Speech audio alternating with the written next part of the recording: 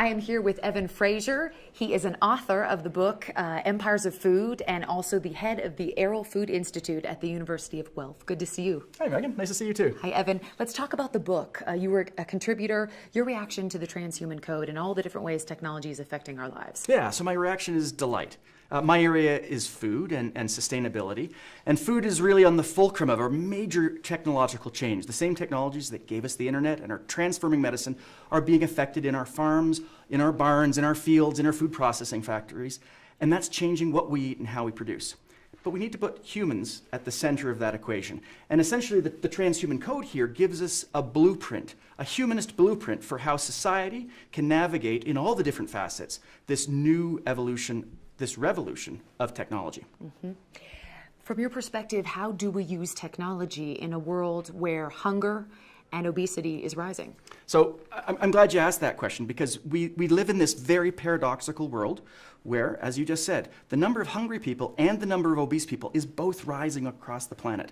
So what do? Well, we need to be using technology in a number of different ways. First of all, we need to be using technology to make food healthier for people, helping reduce the saturated fats, the sugars, and the salts that maybe we eat too much of, and that's contributing to chronic diseases associated with our diets. At the same time, we have to be using technologies of a very different sort, smartphone apps that allow farmers to connect with each other in the developing world to help facilitate payments from loners to farmers, to help emancipate people who are on the margins of society. So both at the consumer end in the developing world, where maybe we eat too much of the wrong kinds of food, all the way through to helping free consumers and bring them into the project of modernity from the perspective of the small farmer. We can do all of those things if we get humans at the center of the technological equation. Mm-hmm.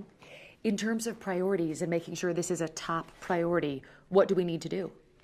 So I think, first of all, we need technology to help improve farming's environmental impact. We need to be able to use technology to allow us to get more food out of the land with less land and fewer inputs like fertilizers or pesticides or water. And we can do that. Smart tractors that know where they are in the field and plant the right seed in the right place and give it exactly the right amount of fertilizer with very little waste.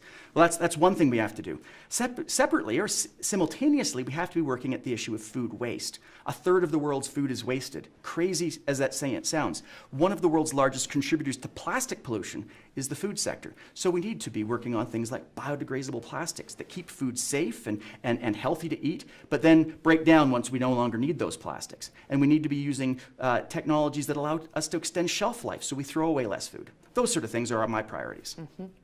Final thoughts for you on where this conversation is right now, how important it is to get the word out, and your participation in this book.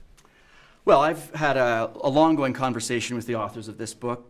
David Ferguson, for instance, is an alumni of the University of Guelph, where I work, and so David and I have had a conversation for a long time around these shared interests. My interest in food and putting humans at the center of the food technology equation, and David and Carlos and whatnot talking about putting humans at the center of the technology equation more generally. So I had lots of conversations with them as they were writing the chapter on food in this book. Excellent. Thank you for sharing your expertise. Evan Fraser. My pleasure.